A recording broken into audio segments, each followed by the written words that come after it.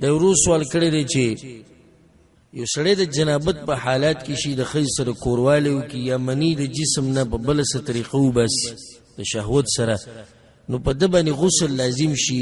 زه په دې سوچ کوم چې د غسل د دې سره څه تعلق دی، ولې په دې سره باندې غسل لازمیږي؟ الجواب، زمونږ شریعت او زمونږ د دین الحمدلله دین د حکمتونو دی. دین د څه شي دی؟ د حکمتونو دی. په هر کار کې څه نه څه حکمت هغه شته. خو دا خبره ده ساتئ چې بعض احکام داسې دي چې هغه خالص تعبدي دي، موږ ته حکمت نه دی معلوم. نو حکمت پکې څه شو؟ عبادت. حکمت څه دی؟ عبادت. ته به زموږ دپاره دا کافي ده که ډېر کارونه به داسې عبادتونه به ته ویني چې حکمت باندې به یې ونه رسي،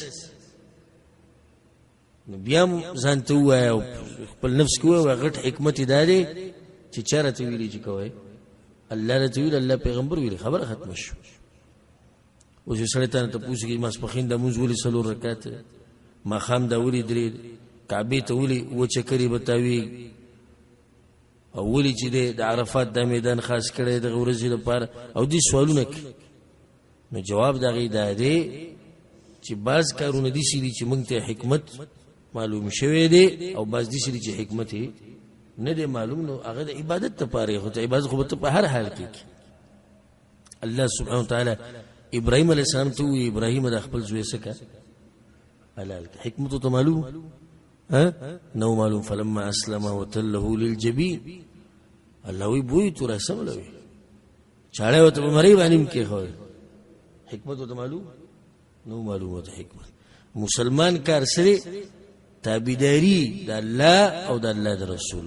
کوم ځکه کې مسله رااله که حکمت معلوم شو او ډیره خدای علم هم ډیر شو، علم څه شو ډیر شو، او که حکمت معلوم نشو بیا هم څه پروا نشته. خو پروا دې سره د چې د عبادت په څنګه په صحیح طریقه کوو، دې سره سوچته. بیا د دې مبارک حکمت هغه واضح دی، هغه دا دی چې کله انسان د جسم نه منی وځي نو دا په ټول جسم باندې اثر کوي. او سبحان الله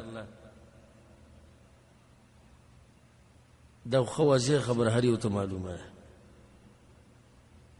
چې څو پورې د لمبلې نه ته به چې په ما څه بوج دی، سستی، مزه بدل نظر کوي، دا ګرځېده را ګرځېده دا خبرې چې ولم به بالکل به تازه شي.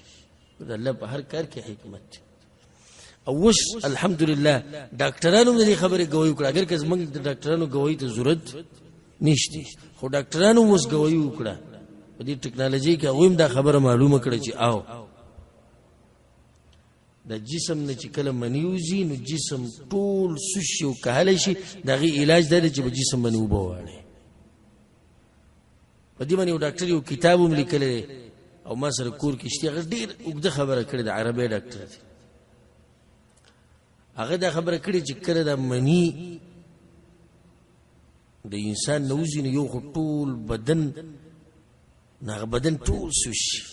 بله دا ده چې کله انسان د ښځې سره کوروالی کوي یا په بله طریقه باندې که حرامه وي جدا مسله ده، خو موږ دلته د منۍ د ویستو خبره کوو.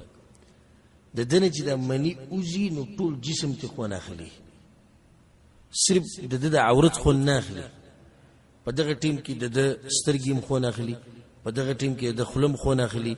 دا ټول جسم یې په شهوت کې راغلی، ټول جسم په شهوت کې. دلته ټول جسم استعمال شو په دې کار کې. نو کله چې دا مني وځي نو دا جسم څه شي سوشي. د سستۍ د ختمولو دا طریقه ده. که عام خلک داسې وایي، یو داسې وایي کور کې به یار وایي څه سستي را باندې راغلی سهار نه بل ورته وایي غلام به برابر به شي، وایي که نه وایي عام داسې لاړ شو ځان باندې یو بالټۍ اوبه واړه فرش به شي، تازه به شي. نو چې بیا داسې سستي په سړي را شي. دویمه ده چې د مني چې د انسان د جسم نه وځي دا چې د بدن په هر ځای ولګي، دغه ډاکټر دا لیکلي چې د دې خاص جراثیمي چې هغه داسې مخامخ نه ښکاري.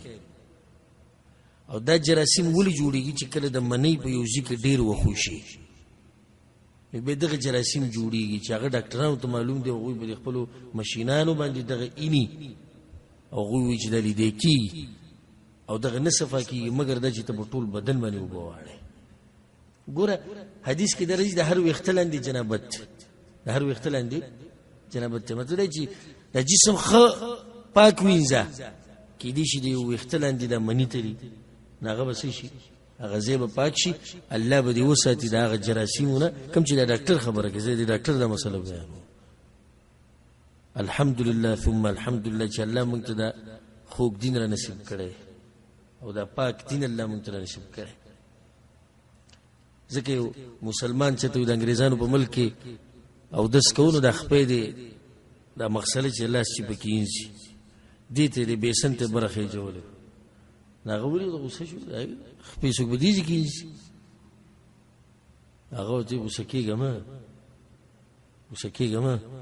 او ته ته د مخسو پیرینځي بورس کې هغه ته د مخ دینځلوځي وسو پیرینځي دا وې ساری ما خام زما د خپل ستاسو مخ نه پاکه زه بورس کې پیریش پک پیرینځ پاک دین دی الحمدلله زمان د دې بازو خو د ابو سره دښمنی کنه لامبل نه غواړي صابون سره نه لګي خو چې کلمه دی ویلي مسلمانې کنه کته ځان نه پاکي هم پاکيږي با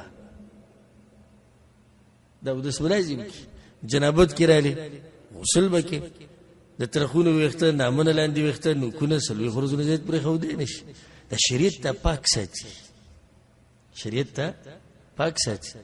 ګیره ومنګه زوا او ګیره تیل لګوا او بریت سکه سپکه واړې ویخته غټي که خو صفائی ساته یا که واړکه پوره یو شان واړکه جامي پاکه چو پیغمبر صلی الله علیه وسلم کم یو بکړي خسته رنگ دی سپینی سبحان الله چې سپینی کپړې دي او دې صفا سوتره انساني او دغه شان زړه صفای توحید پکې پروتي سوره خسته مخکاري.